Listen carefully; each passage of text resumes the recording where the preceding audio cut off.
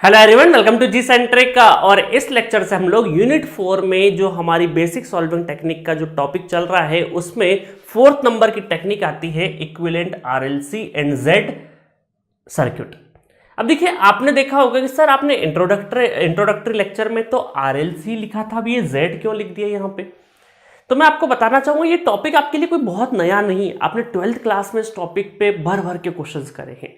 ठीक है, चलिए मैं बता देता हूं Z क्यों मैंने लिखा है। और Z का मतलब क्या होता है, इंपीडेंस होता है, जो कि आगे जब मैं एसी एनालिसिस पढ़ाऊंगा तब उसके बारे में बहुत Z के बारे में बहुत लंबी चौड़ी डिटेल देने वाला हूं। बट अभी डीसी सर्किट चल रहा है, इस वजह से Z बहुत ज्यादा पिक्चर में नहीं आएगा। ठीक है, देखिए अभी तक ये जो टॉपिक है आपका, ये टॉपिक कोई बहुत आपके लिए नया नहीं है। इक्विवेलेंट सर क्या पढ़ा रहे हैं आप, आरएलसी सर्किट तो हमने पहले भी पढ़ रखे, 12th क्लास में हम एकदम एडवांस लेवल में पढ़ चुके हैं। सीरीज पैरेलल ऐसे ही कर देंगे। अभी मैं क्वेश्चन दूंगा, है ना, क्वेश्चन दूंगा, आप ट्राई करना, और ट्राई करोगे तो गलत भी होंगे क्वेश्चंस। ठीक है, और फिर पता लगेगा कि अच्छा ये कुछ अलग है, थोड़ा सा डिफरेंट लेवल पे हमें सोचना है। ठीक है, क्योंकि नेटवर्क थ्योरी में सेम जो सीरीज पैरेलल के कॉम्बिनेशन से कई बार पेचीदा नेटवर्क में हमें समझ नहीं पड़ती सीरीज पैरेलल किस तरीके से हो रहे हैं। तो आपको आहिस्ता आहिस्ता एक एक क्वेश्चन जब मैं कराऊंगा तो ऑटोमेटिक आपको समझ में आने लगेगा। अभी मैं आपके पुराने नॉलेज को थोड़ा सा रिफ्रेश कर देता हूं। पुराना नॉलेज इसलिए रिफ्रेश करना जरूरी है क्योंकि थोड़ा सा याद दिला देता हूं। आप रेजिस्टेंस, इक्विवेलेंट रेजिस्टेंस जब पढ़ते थे तो वहां पर सीरीज पैरेलल कॉम्बिनेशंस पढ़ते थे। सीरीज पैरेलल कॉम्बिनेशन आप कैसे देखते थे, सपोज करिए दो रेजिस्टेंस लगे हैं R1 और एक रेजिस्टेंस और लगा है R2, और इसके अंदर आप फ्लो करवाते थे कि अगर एक ही करंट फ्लो हो रहा है, एक ही, है ना, जितने रजिस्टर लगे हैं अगर एक ही करंट फ्लो हो रहा है तो इसका मतलब ये काई में कनेक्टेड है, ये कनेक्टेड है आपके सीरीज में कनेक्टेड है। और अगर आपके पास अरेंजमेंट कुछ इस तरीके से है कि यहाँ पे रेजिस्टेंस R1 इस तरीके से लगा है, रेजिस्टेंस R2 यहाँ लगा है, और इन दो टर्मिनल के अक्रॉस आपसे पूछा है A और B, बताओ कि ये पैरेलल है या सीरीज है, तो आप 12th क्लास तक ऐसे पहचानते थे, करंट फ्लो करा के देखते थे, I करंट अगर यहाँ जाएगा तो ये I1 हो जाएगा, ये I2 करंट, है ना, रजिस्टर के हिसाब से यहाँ पर करंट की वैल्यू डिवाइड हो जाएगी। और ये जब दो डिफरेंट करंट अगर फ्लो हो रहे हैं, दो डिफरेंट करंट फ्लो हो रहे हैं, इसका मतलब है कि ये क्या है, कॉम्बिनेशन, पैरेलल कॉम्बिनेशन। तो बहुत सारे स्टूडेंट 12th क्लास तक, है ना, मैं बोल सकता हूँ ये पैरेलल कॉम्बिनेशन है, पैरेलल। ठीक है, सीरीज और पैरेलल का मैंने छोटा सा ज्ञान गणित दे दिया आपको। अच्छा, सीरीज में कैसे सॉल्व करते थे आप, सीरीज जब कॉम्बिनेशन मिल जाता था तो ये इस दो टर्मिनल के अक्रॉस R इक्विवेलेंट आप ऐसे लिखते थे R1 प्लस R2, सीरीज में डायरेक्टली ऐड कर देते थे। पैरेलल में क्या करते थे, पैरेलल में R इक्विवेलेंट, है ना, A और B के बीच में, तो R इक्विवेलेंट इस तरीके से, फिर 1/R1 प्लस 1/R2, फिर आपको शॉर्टकट दिखा दिया, है ना, एलसीएम वगैरह लेके और फिर प्रॉपर सॉल्व करके, फिर आपने एक शॉर्टकट सीखा कि दोनों का मल्टीप्लाई कर दो और फिर दोनों का एडिशन कर दो, तो डायरेक्टली हमें इसी एक्सप्रेशन का ये सॉल्यूशन है। दोनों का क्या कर दो, ऊपर मल्टीप्लाई, और डिनोमिनेटर में क्या कर दो, दोनों का एडिशन, तो ये आपका R इक्विवेलेंट हो जाएगा, that is parallel combination, that is series combination. और फिर आपने एक लेवल और बढ़ाया और बोल दिया था वहां पर 12th क्लास में कि यहां पर जो ये है हमारा इंडक्टेंस और इंपीडेंस, इंडक्टेंस एंड इंपीडेंस अगर ऐसे ही अरेंजमेंट में गिवन हो तो उसका भी सीरीज और पैरेलल का कॉम्बिनेशन का जो एडिशन और जो इस तरीके का सॉल्यूशन है वो इंडक्टर के लिए, इंडक्टेंस के लिए भी वही होगा और इंपीडेंस के लिए भी वही होगा। लेट अस सपोज यहाँ रजिस्टर की जगह इंडक्टेंस लगे होते तो डायरेक्टली L1 प्लस L2 कर देते, पैरेलल में लगे होते तो L1 L2 upon L1 plus L2 कर देते। इंपीडेंस में भी सेम। इंपीडेंस का मतलब देखिए, इंपीडेंस क्या होता है, इंपीडेंस एक ऐसा पैरामीटर होता है जिसमें रियल पार्ट और इमेजिनरी पार्ट होता है। रियल पार्ट और इमेजिनरी पार्ट होगा, घबराइएगा मत, ये अभी मैं जब एसी एनालिसिस पढ़ाऊंगा तब वहां पे डिटेल में डिस्कशन कराऊंगा, अभी यहाँ पे न्यूमेरिकल नहीं कराऊंगा इंपीडेंस के बेसिस पे। जस्ट आपको मैंने ये बताया यहाँ पे कि सीरीज और पैरेलल के जो कॉम्बिनेशन है, जैसे रजिस्टर में चलते हैं सिमिलरली इंडक्टेंस में भी चलते हो, सिमिलरली इंपीडेंस में भी चलते हैं। तो अगर, क्योंकि मैं देखिए इंडक्टेंस और इंपीडेंस के ऊपर बहुत ज्यादा न्यूमेरिकल नहीं कराऊंगा, क्योंकि मुझे पता है कि अगर मैंने रेजिस्टेंस को सिखा दिया तो इंडक्टेंस और इंपीडेंस वैसे ही चलते हैं। जब मैं एसी पढ़ाऊंगा तब मैं इंपीडेंस के एक या दो क्वेश्चन जरूर करवा दूंगा आपको, बट मुझे नहीं लगता कि इंडक्टेंस के ऊपर आपको क्वेश्चन कराने की जरूरत है, क्योंकि जैसा रजिस्टर का कॉम्बिनेशन चलेगा वैसा ही इंडक्टेंस का चलेगा। ठीक है। और एग्जामिनेशन में आपको इंडक्टेंस का बहुत रेयर पूछेंगे, ज्यादातर रेजिस्टेंस के ऊपर ही फोकस करते हैं।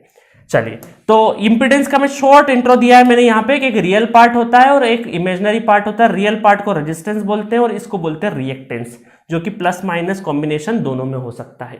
ठीक है, अब मैं बहुत ज्यादा डिटेल में नहीं जा रहा हूं, है ना, अपने आप को नहीं रोक नहीं पाऊंगा। बाकी चीजें हम लोग इसके बारे में बहुत डिटेल डिस्कशन एसी एनालिसिस में पढ़ेंगे, अभी यहां पे जरूरत नहीं है। अच्छा सर, अब आप बोलेंगे सर आपने रेजिस्टेंस, इंडक्टेंस और इंपीडेंस के बारे में बता दिया, व्हाट अबाउट कैपेसिटेंस? कैपेसिटेंस में क्या होगा? तो मैं आपको बताऊंगा कैपेसिटेंस में क्या होगा, इसका उल्टा होता है।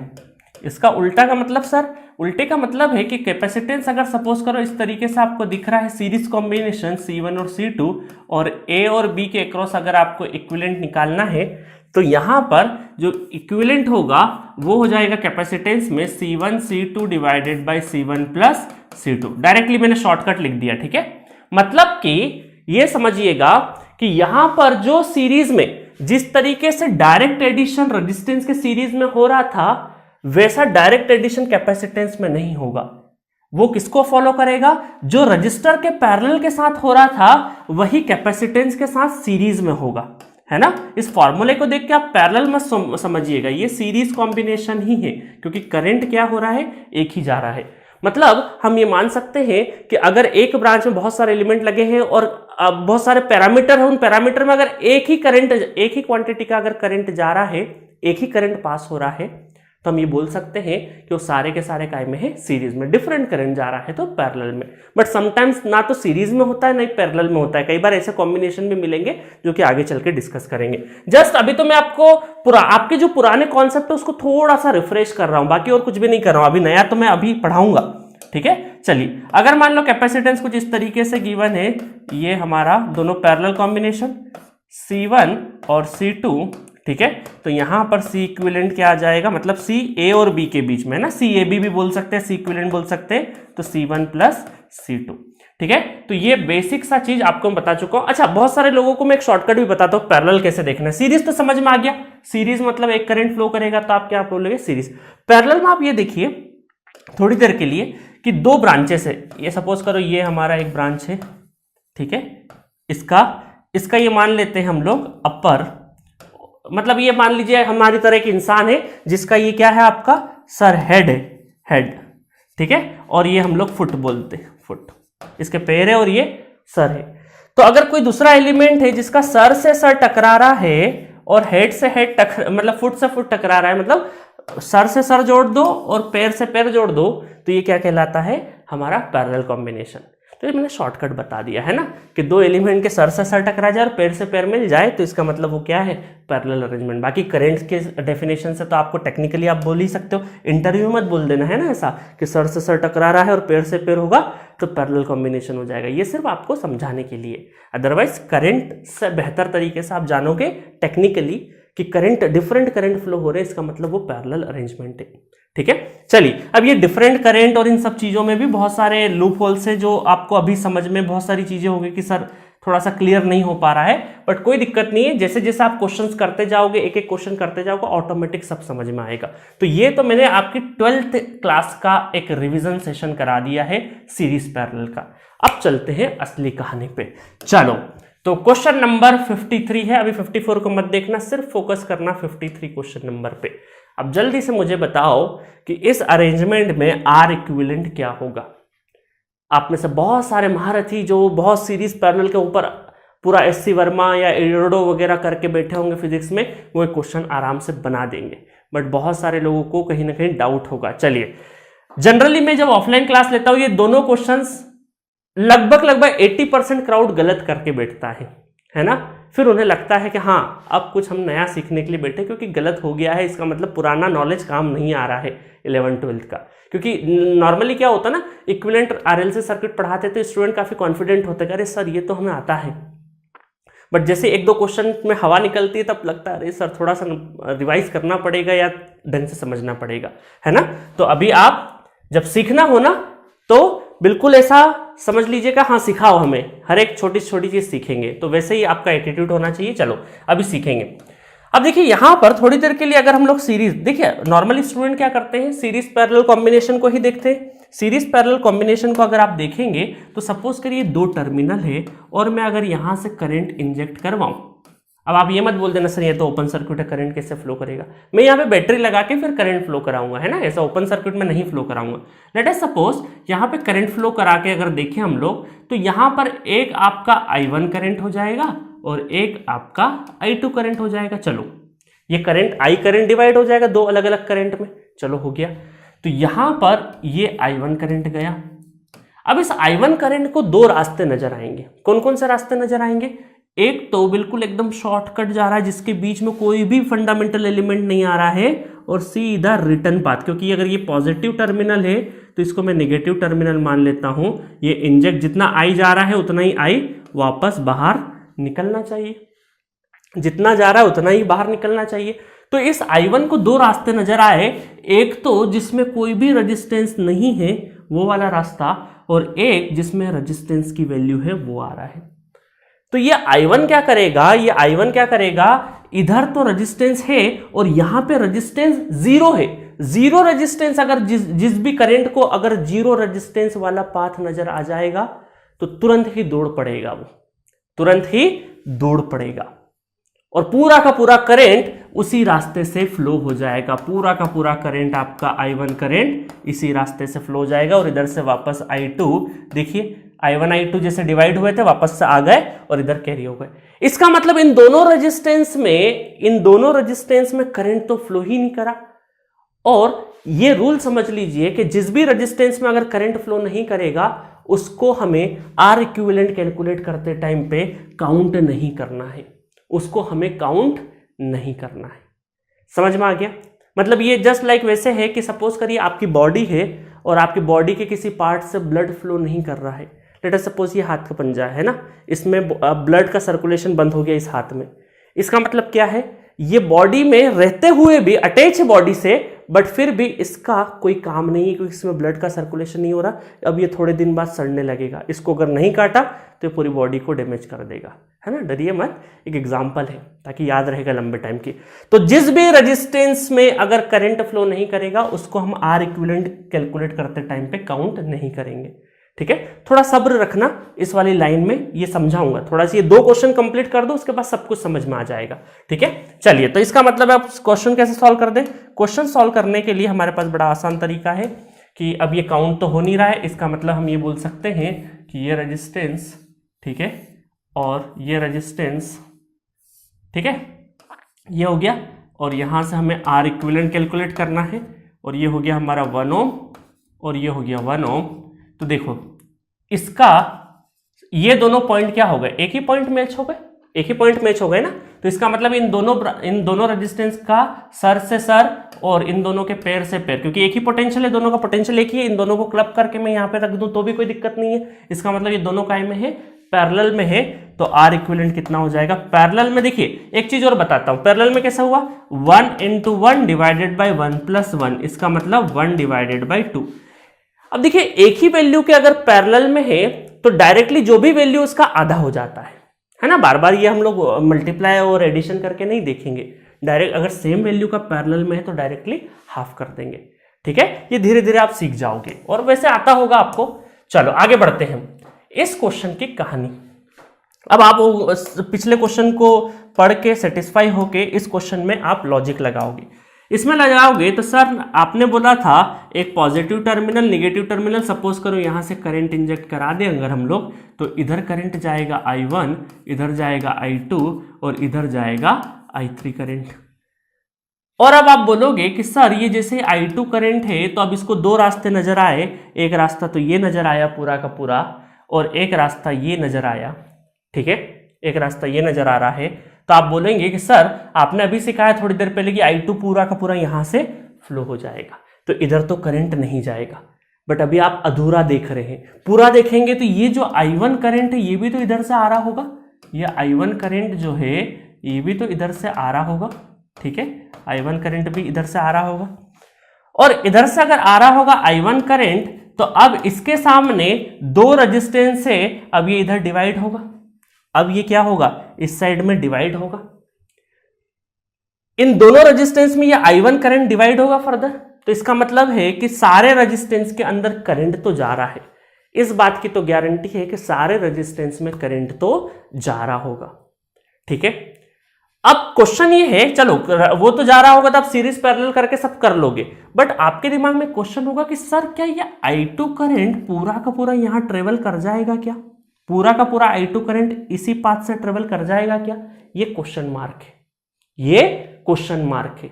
तो मैं आपको बोलूंगा कि ये पाथ, ये जो लाइन है, अगर ये शॉर्ट सर्किट ब्रांच होती, अब एक नई टर्म यूज कर रहा हूं, अगर ये लाइन शॉर्ट सर्किट ब्रांच होती तो सारा करंट ट्रेवल कर जाएगा। जैसे कि यहां पर इस क्वेश्चन में ये वाली जो लाइन थी ये शॉर्ट सर्किट ब्रांच थी, ये वाली जो लाइन थी वो क्या थी? आपकी शॉर्ट सर्किट ब्रांच। ठीक है, मैं लिख देता हूं यहां पे, ये जो लाइन थी ये क्या है? आपकी short circuited line, short circuit था। ये जो लाइन थी इसको क्या बोलते हैं हम लोग? शॉर्ट सर्किट लाइन बोलेंगे। तो जब भी शॉर्ट सर्किट होगा इसका मतलब है कि जीरो, शॉर्ट सर्किट जब भी होगा या शॉर्ट सर्किट लाइन अगर किसी सर्किट में रहती है तो सारा का सारा करंट उसी से पास कर जाएगा, ये बात ध्यान रखना। तो सर इसका मतलब है कि इसके हिसाब से ये लाइन भी क्या शॉर्ट सर्किट होगी? तो मैं ये बोलूंगा अभी कि ये यहां पे शॉर्ट सर्किट नहीं है, इसको बोलेंगे यहां पर डमी वायर। क्या बोलेंगे? Dummy wire, dummy wire. अब आपके दिमाग में क्वेश्चन होगा कि सर ये क्या बात हुई? एक जगह तो हम एज इट इज हमें सिंबल नजर आ रहा है, यहां पर भी वैसे ही नजर आ रहा है, इस I2 करंट को एक ही रास्ता।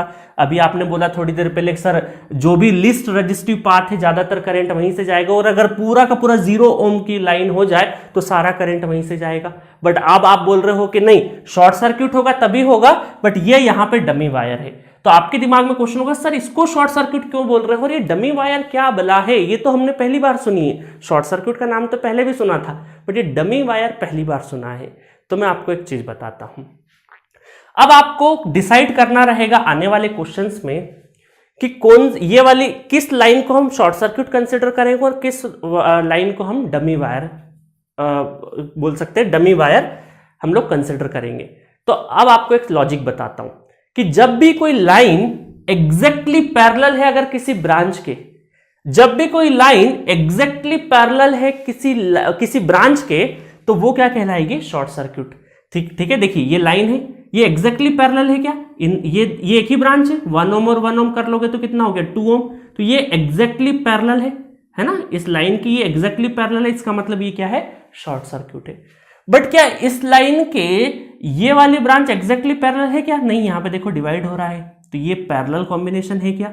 ये वाला 1 ओम इसके एग्जैक्टली पैरेलल है क्या? नहीं है। इसके एग्जैक्टली पैरेलल है क्या? नहीं है। तो ये वाली जो लाइन है इसके कोई भी दूसरी ब्रांच एग्जैक्टली पैरेलल में नहीं नजर आ रही है, इसका मतलब ये डमी वायर है। तो ये मैंने यहां पे नोट पॉइंट भी लिख दिया आपके लिए कि the line exactly parallel to any branch then called short circuit, otherwise dummy wire, otherwise dummy wire. ठीक है, समझ में आ गया? तो इसका मतलब है कि कोई भी लाइन अगर उसके एग्जैक्टली कोई ब्रांच पैरेलल है, एग्जैक्टली पैरेलल ब्रांच है, तो वो क्या कहलाएगा? शॉर्ट सर्किट, और नहीं है अगर तो वो क्या कहलाएगा? Dummy wire. है ना, थोड़ा सा रुक जाइए, अभी समझ में आ जाएगा। अच्छा, अब शॉर्ट सर्किट के साथ तो आपको पता था कि सारा का सारा करंट उसी पाथ से चले जाएगा, बट क्या डमी वायर में ऐसा होगा? नहीं। डमी वायर को कैसे डील करना है आपको वो मैं बता देता हूं। डमी वायर में आप ये करना कि ये पॉइंट और ये पॉइंट एक ही पोटेंशियल पे है, इनको उठा के, इस पॉइंट को उठा के मैं यहां पे रख दे रहा हूं, इस पॉइंट को मैं उठा के यहां पे रख दे रहा हूं। तो इसका मतलब है कि अब आपका नेटवर्क कैसे बनेगा देखिएगा। अब इसका नेटवर्क बनेगा आपका, ध्यान से देखिएगा, ठीक है। अब मैं उसको उठा के, अब इस वाले पॉइंट को उठा के मैं यहां कर दे रहा हूं, इस वाले पॉइंट को उठा के मैं यहां कर दे रहा हूं, ठीक है। तो ये यहां पे और ये एग्जैक्टली इसी तरीके से मैंने ड्रॉ कर दिया। ये आउटर, ये भी 1 ओम है ना, ये भी 1 ओम है, आउटर वाला भी। तो ये उठा के मैंने यहां पे रखा, तो यहां पर भी एक रेजिस्टेंस रहेगा, ठीक है, इस तरीके से, ठीक है। तो डमी वायर में क्या करना है आपको कि दोनों पॉइंट को उठा के यहां पे रख देना है है ना, इन दोनों एक ही पोटेंशियल पे, तो इस उठा के यहाँ पे रख देना है और थोड़ा सा इमेजिनेशन चाहिएगा। ये पॉइंट उठ के यहाँ आएगा तो ये रेजिस्टेंस ऐसे मुड़ के हो जाएगा और ये ऐसे मुड़ जाएगा, देखो ये ऐसे मुड़ गया, ठीक है। तो इसका मतलब है कि ये 1 ओम, ये 1 ओम है, ये 1 ओम है और ये 1 ओम है और ये 1 ओम है। अब देखिए क्या हुआ, अब ये हुआ कि ये दोनों काय में आ गए पैरेलल में, ये दोनों पैरेलल में, तो इसका मतलब है कि ये आपका देखो ये पैरेलल में है तो 1/2, ये पैरेलल में है तो कितना हो गया 1/2 और फिर ये हो गया 1। अब ये दोनों काय में आ गए, एक ही ब्रांच है, एक ही करंट फ्लो करेगा, तो ये दोनों सीरीज में देन पैरेलल, तो आर इक्विवेलेंट क्या हो जाएगा, आर इक्विवेलेंट हो जाएगा आपका, आर इक्विवेलेंट हो जाएगा 1/2 पैरेलल टू 1/2 प्लस 1, ठीक है। तो यहाँ पे फाइनल आंसर कितना आ जाएगा, ये हो जाएगा आपका 3/2, तो 1/2 इंटू 3/2 डिवाइडेड बाय 1/2 प्लस 3/2, ठीक है। तो ये हो जाएगा आपका 3 डिवाइडेड बाय 4 और ये हो गया आपका 4 डिवाइडेड बाय 2, 2 2 दूनी 4, तो 3/8 ओम इज द आंसर, ठीक है। मजा आया, ठीक है, तो मजा आ रहा होगा थोड़ा। तो अब आपने एक कॉन्सेप्ट सीखा है कि जब भी इस तरीके की कोई लाइन हमें दिखेगी तो हम ये देखेंगे कि उसके एग्जैक्टली पैरेलल कोई ब्रांच है क्या, अगर वो होगी तो शॉर्ट सर्किट होगा, और शॉर्ट सर्किट में उसके जो एग्जैक्टली पैरेलल वाली ब्रांच है उसमें करंट नहीं जाएगा। देखो ये एग्जैक्टली पैरेलल वाली ब्रांच में करंट ही नहीं गया, ये हमने कॉन्सेप्ट सीख लिया। बट यहाँ पे डमी वायर जब होगा, डमी वायर कब होगा वो ऑलरेडी मैंने बता दिया, तो उसके जो एग्जैक्टली पैरेलल तो कोई होगा नहीं, तो इसके आसपास की जो ब्रांचेस है वहां पर करंट जाएगा। और डमी वायर के साथ कैसा व्यवहार करना है, उन दोनों पोटेंशियल को उठा के एक जगह पे पुट कर देना है, ठीक है, जिस तरीके से हमने ये किया है क्वेश्चन में। मजा आया? चलिए एक दो क्वेश्चन और देखते हैं, ये नोट पॉइंट बहुत ध्यान से देखना। चलो अभी बहुत सारे स्टूडेंट होंगे सर अभी भी थोड़ा सा अधूरा अधूरा लग रहा है, बट कोई दिक्कत नहीं, कुछ क्वेश्चंस करोगे तो पूर्ण हो जाओगे, ठीक है, ये अधूरापन नहीं रहेगा। चलिए question number 55, find R equivalent. अब मुझे बताओ ये वाली जो लाइन है ये क्या है, डमी वायर है या शॉर्ट सर्किट ब्रांच है? आप क्या बोलोगे, इस वायर को क्या बोलोगे? तो आप ये देखिए इस वायर के क्या एग्जैक्टली पैरेलल कोई ब्रांच है क्या? नहीं, क्योंकि देखिए एग्जैक्टली पैरेलल नहीं है ये। क्यों? क्योंकि आपने देखा कि ये जब यहां पर क्या हो रहा है आपका एक और ब्रांच जुड़ जा रही है, एक और डिवीजन हो जा रहा है करंट का, इसका मतलब ये वाली जो ब्रांच है ये एग्जैक्टली पैरेलल नहीं है, इसका मतलब ये क्या है, डमी वायर है। क्या बोलेंगे इसको हम लोग, डमी वायर। और डमी वायर का मतलब है कि दोनों पोटेंशियल क्या है, एक ही है, ये दोनों पोटेंशियल एक ही है। तो यहां पर हम क्या कर देंगे, देखिएगा ध्यान से, यहां पर डमी वायर है, इसका मतलब है देखिएगा, ठीक है। तो हमने क्या किया, इन दोनों पोटेंशियल को एक ही पॉइंट मान लिया और दोनों को क्लब कर दिया, दोनों को ज्वाइंट कर दिया, दोनों को ज्वाइंट कर दिया, तो ये कुछ इस तरीके से ज्वाइंट हुआ, ठीक है। तो यहां पर अब आपको क्लियरली नजर आ रहा होगा ये कितना है 4, ये है 1, ये है 2 और ये है 2, ठीक है, ये हो गया 2। तो अब दोनों क्या हो जाएगा यहाँ पे, ये 2 और 2 पैरेलल, तो 2 और 2 का पैरेलल क्या हो जाएगा 1, और ये क्या हो जाएगा 4 × 4। तो हम ये बोल सकते हैं कि यहाँ पर इसका एक और नज़र वो बना देता हूँ मैं, तो ये हो जाएगा 4 डिवाइडेड बाई 5 और ये हो जाएगा आपका 1, ठीक है। और ये आर इक्विवेलेंट कितना नजर आ गया, दोनों क्या है सीरीज में, देन प्लस हो जाएगा, तो 4/5 प्लस 1 दैट इज 5, तो 9/5, 9/5, सो 9/5 आ गया। देखिए अब बहुत सारे स्टूडेंट क्या करते हैं, गलती कहाँ होती है, देखिए ये बहुत इंपॉर्टेंट है, गलती यहाँ पे ये करते हैं कि देखिएगा यहाँ पर बहुत सारे स्टूडेंट, देखिएगा गलती कहाँ होती है, इसको बनाते टाइम पे ये ऐसा कर देते हैं, एक लाइन खींच देते हैं, ठीक है, एक लाइन खींच देते हैं,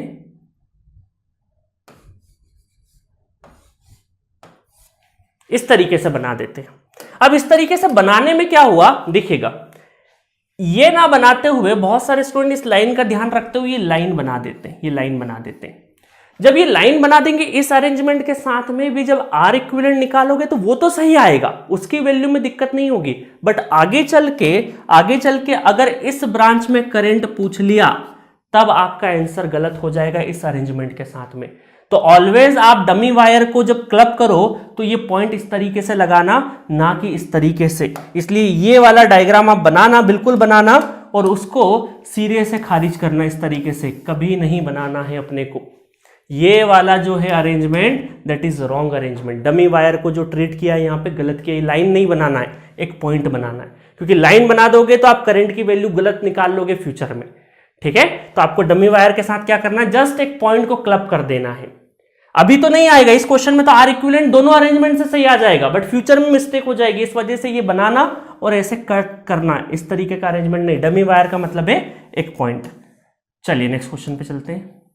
सो नेक्स्ट क्वेश्चन है क्वेश्चन नंबर 56। अब देखिए यहां पहचानिए, क्या ये लाइन एग्जैक्टली, इस लाइन की कोई ब्रांच एग्जैक्टली पैरेलल है क्या? तो देखिए ये वाली जो ब्रांच है ये क्या है, एग्जैक्टली पैरेलल है इस लाइन के, और ये वाली ब्रांच भी क्या हो रही है, एग्जैक्टली पैरेलल है इस लाइन के, एग्जैक्टली पैरेलल है, एग्जैक्टली पैरेलल है, बिल्कुल है। तो हमें पता है कि जब भी कोई लाइन एग्जैक्टली किसी ब्रांच के पैरेलल है तो ये क्या कहलाएगी, इस बार ये कहलाएगी short circuit, short circuit branch.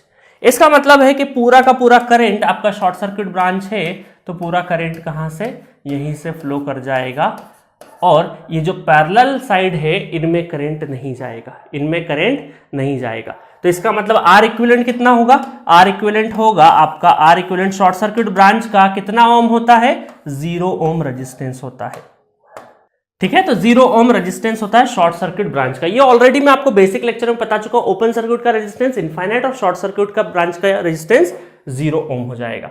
ठीक है, देखिए इस क्वेश्चन में से अब आपको थोड़ा सा अंदाजा होने लगा होगा कि कब आपको डमी वायर बोलना है और कब आपको शॉर्ट सर्क्यूट वायर बोलना है। डमी वायर के साथ में एक क्लब करके एक पॉइंट बना देना है, इस तरह का अरेंजमेंट मत बनाना है ना, आगे क्वेश्चंस होंगे, मैं बताऊंगा कहां पे गड़बड़ होगी। ठीक है, चलिए आगे बढ़ते हैं। अब थोड़ा सा कॉन्फिडेंस आ गया होगा कि डमी वायर और शॉर्ट सर्क्यूट का मतलब क्या है। चलिए कुछ नेक्स्ट क्वेश्चन और करते हैं। Question number 57, find R A B. R A B मतलब कि ये 2 पॉइंट है, यहां से जब हम देखेंगे तो इक्विवेलेंट रेजिस्टेंस बताना है।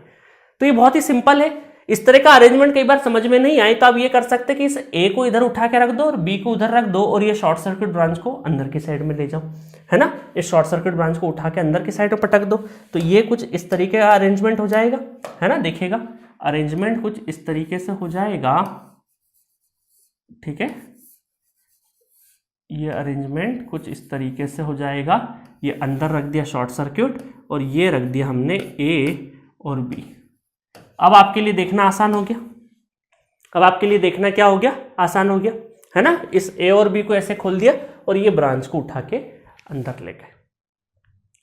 ठीक है, चलो तो अब इसका मतलब है, देखिए यहां पर क्या ये वाली लाइन, ये लाइन ये डमी वायर है या शॉर्ट सर्क्यूट है। तो आप क्या देखेंगे, क्या ये एग्जैक्टली पैरेलल है क्या, नहीं है, क्योंकि यहां पे देखो करंट डिवाइड हो रहा है ना। ये लाइन नहीं होती तो हम ये बोलते हैं एग्जैक्टली पैरेलल है, बट ये लाइन यहाँ पे इस पॉइंट पे डिवाइड होगा कुछ ना कुछ करंट, तो इसका मतलब ये वाली ब्रांच एग्जैक्टली पैरेलल नहीं है। तो हम ये बोलेंगे कि ये लाइन अगर एग्जैक्टली पैरेलल नहीं है तो ये है आपका डमी वायर। क्या है ये आपका डमी वायर, डमी वायर है, इसका मतलब ये दोनों पॉइंट को क्या कर देंगे, क्लब करके एक पहुंचा देंगे, है ना। एक जैसे ही पहुंचा दिया तो इनके पहले रेजिस्टेंसेस देख लेते हैं, ये कितना कितना है, 4 2 1 2। तो इसका मतलब है देखिए क्लब करके ये कुछ इस तरीके से हमें ये पॉइंट, है ना, लाइन नहीं बनाना, लाइन बना दोगे तो गड़बड़ हो जाएगी भविष्य में। अभी तो ठीक है, अभी तो आप आंसर निकाल लोगे, क्योंकि इक्विवेलेंट रेजिस्टेंस में दिक्कत नहीं होगी, करंट में दिक्कत होगी। तो ये 4 2 है ना, ये दोनों पॉइंट क्लब कर दिए, तो ये हो गया 1 और ये हो गया 2। तो कितना हो गया, ये आपका अरेंजमेंट 4 × 2 डिवाइडेड बाय ये हो गया 6 4 + 2, और ये हो गया 1 × 2 डिवाइडेड बाय 1 + तो 3 कर दिया मैंने। ठीक है, और ये ऐड हो जाएगा, और ए और B that is R A B, R A B. ठीक है, चलो तो सॉल्व कर दीजिए जल्दी से, सॉल्व कर देंगे तो कितना हो जाएगा, 8 डिवाइडेड बाय 6 और 3 नॉट 3 2 डिवाइडेड बाय 3, 2 3 6 2 चौक 8, और ये हो जाएगा 6 डिवाइडेड बाय 3, तो 3 दूना 6। 2 ohm is the equivalent R A B. ठीक है, तो यहां पर भी हमने देखा कि डमी वायर और शॉर्ट सर्क्यूट को पहचानना बड़ी आसानी से पहचान लिया हमने। चलिए आगे चलते हैं। What is the R A B in the circuit when all resistance values are R. ठीक है, तो यहां पर भी क्या करेंगे, ए और बी को उठा के ऐसे कर देंगे और ये वाली जो ब्रांच है इसको उठा के अंदर पटक देंगे, है ना। तो यहाँ पर भी वही चीज़ हो जाएगी जो अभी हमने जस्ट प्रीवियसली करी। तो यहाँ पर देखिएगा एक रेजिस्टेंस ऐसा बना है, एक ये बना है, और फिर एक ये बना है, फिर एक ये बना है, ठीक है। और यहाँ पे उठा के हमने ये लाइन अंदर की साइड में बना दी, और ये उठा के बी पॉइंट इस बाहर लेके आ गए, और ए पॉइंट यहाँ पे लेके आ गए, ठीक है। अच्छा, यहाँ पे ए के साथ में क्या है, रेजिस्टेंस है आर, और सारे रेजिस्टेंस की वैल्यू कितनी, आर आर आर आर। अब मुझे बताओ, अब कौन सी लाइन, यही लाइन, ये लाइन डमी वायर है या शॉर्ट सर्किट है? तो लाइन एग्जैक्टली पैरेलल है क्या किसी ब्रांच के? नहीं है, एग्जैक्टली पैरेलल नहीं है। अब आप ये मत पूछना कि सर ये पैरेलल कैसे देखते हैं, है ना, ये एग्जैक्टली पैरेलल, इतना मैं एक्सपेक्टेशन करता हूं, है ना, क्योंकि ये एग्जैक्टली पैरेलल तब होती तब इसमें पूरी ब्रांच में एक ही करंट फ्लो करता, बट यहाँ पे डिवीजन होगा, ठीक है। तो ये जो लाइन है ये एग्जैक्टली पैरेलल है क्या? नहीं है। तो इसका मतलब ये क्या है, आपकी डमी वायर है, डमी वायर है। और डमी वायर है इसका मतलब है कि दोनों पॉइंट जो है आपके, ये दोनों पॉइंट एक ही पोटेंशियल पे, दोनों को क्लब कर देना है। तो दोनों को क्लब कर देंगे तो क्या हो जाएगा, ये रेजिस्टेंस आर, ठीक है, इन दोनों पॉइंट को क्लब कर दिया हमने, ठीक है, और ये हमारा बी, और ये हो गया ए। अब तो बड़ी आसानी से आप कर ही दोगे, B R R R R R, ठीक है। अब क्या हो जाएगा, r/2 दोनों ऐड होंगे तो कितना हो जाए, है ना, पैरेलल है, सेम वैल्यू, तो आधा कर देंगे r/2, ये भी r/2, r/2 कितना हो गया, r, और एक r ऑलरेडी है तो कितना हो गया 2r। तो directly 2r is the correct answer for this question, ठीक है। मजा आया, 2r is the correct answer. अब तो आप आसानी से समझ जाओगे कि सर कब हमें डमी वायर बोलना है और कब शॉर्ट सर्किट। अब तो हमारी चुटकियों का खेल है, क्योंकि आपने एक शॉर्ट ट्रिक बता दी है ना। चलिए, find the equivalent resistance of the circuit in the figure is. अब देखिए बहुत थोड़ा सा अजीबोगरीब फिगर नजर आ रहा है। देखिए मैं एक चीज बताता हूँ, नेटवर्क में बाय द टाइम, जैसे जैसे टाइम बीतेगा आपका इमेजिनेशन और देखने का अगर पावर बढ़ता गया, आपकी इमेजिनेशन पावर बढ़ती गई, तो आप नेटवर्क बहुत अच्छे से सीख जाएंगे। क्योंकि देखिए ये अरेंजमेंट देख के तुरंत पिक करना, बार बार ये डायग्राम एग्जाम में थोड़ा डायग्राम बनाएंगे, यहीं से देख लें क्लब हो रहा है, दोनों पैरेलल सीरीज, पैरेलल सीरीज फटाफट उड़ा देंगे हम लोग, है ना, इतना टाइम थोड़ी लेंगे पूरा बना के देखेंगे। तो imagination is more important than knowledge. तो नेटवर्क थ्योरी में इमेजिनेशन का बहुत काम है, और स्पेशली इस टॉपिक में जब इक्विवेलेंट रेजिस्टेंस निकाल रहे हैं हम लोग, ठीक है। तो चलिए अब हम लोग ये वाला अरेंजमेंट देखिए, तो यहां पर भी क्या हो रहा है कि हमें इन दोनों पॉइंट्स के अक्रॉस इक्विवेलेंट रेजिस्टेंस चाहिए। अब थोड़ा सा इसको देखिए, बिना पेन उठाए अगर करें हम लोग, तो ये दोनों काय में नजर आ रहे हैं, इसमें एक ही करंट फ्लो हो रहा होगा, तो 2R क्या आई में चले जा रहे 4R। ये दोनों काय में हो रहे, दोनों ऐड हो जाएंगे सीरीज में, क्योंकि इस ब्रांच में भी एक ही करंट फ्लो करेगा, तो R + R कितना हो गया 2R। अब ये जैसे 2R बना तो देखिए ये पॉइंट और ये पॉइंट सर से सर और पैर से पैर जुड़े हुए हैं, तो इसका मतलब है कि ये ब्रांच और ये ब्रांच एक दूसरे के क्या है, पैरेलल है। तो इसका मतलब है कि 2R हो जाएगा, और ये 2R पैरेलल हो गया तो क्या बन जाएगा, R बन जाएगा। ये क्या बन जाएगा, R बन जाएगा। चलो तो हम R बना देते हैं, ये बन गया R, ठीक है। ये क्या बन गया 6R, अभी है, बन क्या गया, पहले से है, ठीक है। और ये क्या बन जाएगा आपका, ये बन जाएगा, ये पहले से क्या है आपका 4R पहले से है, और यहाँ पे 2 और 2 क्या हो गया 4R, 4R पहले से है, ठीक है। और एक 3R हमने नहीं बनाया, चलो वो भी बना देते। अब देखिए और आसान हो गया सर्किट हमारे लिए, ये 4R क्या हो गया, आधा हो जाएगा, तो 2R और फिर सीरीज में तो 3R और 3R क्या हो गया 6R, और 6R का आधा कितना हो गया 3R, तो सी इज द करेक्ट आंसर। वापस चलते हैं, ठीक है, ज़्यादा जल्दी हो गया बहुत सारे लोगों के लिए। चलो तो ये मैं 1 बाय 1 बना देता हूँ। तो ये दोनों कितना हो जाएगा, ये आधा हो गया, ठीक है, ये आधा हो गया, तो ये 2R, ये R, ये 3R, ठीक है, और ये 6R। अब तो कर लोगे, अब एक और डायग्राम नहीं बना रहा हूँ मैं, 2 और 3 और 3 और 3 मतलब तीनों, 3 2 5 और 1 6, तो फिर ये 6 से पैरेलल, तो फिर क्या हो जाएगा, आधा हो जाएगा। अब तो समझ गए, तो 3R आ जाएगा हमारा आंसर, ठीक है। तो ये छोटी छोटी चीजें शुरुआत में करके जरूर देखना, कहीं दिक्कत नहीं हो जाए, पता चले हाँ सोच लिया ये पैरेलल ये सीरीज, इतना शॉर्टकट जरूरी नहीं है। गेट एग्जामिनेशन में हमें भरपूर टाइम मिलेगा, एक छोटा 5 मिनट बचाने के चक्कर में हम लोग एक क्वेश्चन को गलत नहीं कर सकते। इतना बड़ा सेक्रीफाइस आपको नहीं करना है, चाहे 2 स्टेप लिखना पड़े, आप करेक्ट करके ही आइएगा। सो एट दिस नोट इस लेक्चर को मैं यहीं पे फिनिश करता हूं। और इस लेक्चर में हमने क्या देखा, हमने देखा कि किस तरीके से डमी वायर और शॉर्ट सर्किट ब्रांच को पहचानना है, शॉर्ट सर्किट वायर है या डमी वायर है, इन दोनों को पहचान करना। और इस पहचान के ऊपर हमने बहुत सारे न्यूमेरिकल करे और मजा आया। हमने अल्टीमेटली सीख लिया कि कब डमी वायर बोलना है, कब शॉर्ट सर्किट करना, और डमी वायर होगा तो उसको कैसे ट्रीट करना है, ये भी हमने सीख लिया। तो इस पूरे लेक्चर में हमने कुछ अच्छे क्वेश्चंस देखे। नेक्स्ट लेक्चर में अभी खत्म नहीं हुआ, टॉपिक बड़ा है। सो नेक्स्ट लेक्चर में हम लोग इक्विवेलेंट रेजिस्टेंस के ऊपर और भी दूसरी टेक्निक से हम लोग इक्विवेलेंट रेजिस्टेंस को सॉल्व करेंगे। इस लेक्चर में डमी वायर और शॉर्ट सर्किट वायर के बारे में मैंने बहुत ही विस्तार से बताया और उसके ऊपर अप्रोप्रिएट मैनर में क्वेश्चंस करवा दिए। अब आपको दिक्कत नहीं आएगी, ठीक है। आप इस लेक्चर की प्रैक्टिस, इसमें जितने क्वेश्चंस कराए बार बार प्रैक्टिस करते रहिएगा। अभी थोड़े थोड़े जैसे जैसे 1 या 2 लेक्चर और फिनिश हो जाएंगे तब आपको आसानी से दिखने लगेगा बहुत सारी चीजें कि डमी वायर कब है, शॉर्ट सर्किट कब है, और आने वाली जो दूसरी टेक्निक्स भी है वो भी आपको देखने को मिलेगी। तो मिलेंगे नेक्स्ट लेक्चर में और भी अच्छी टेक्निक के साथ।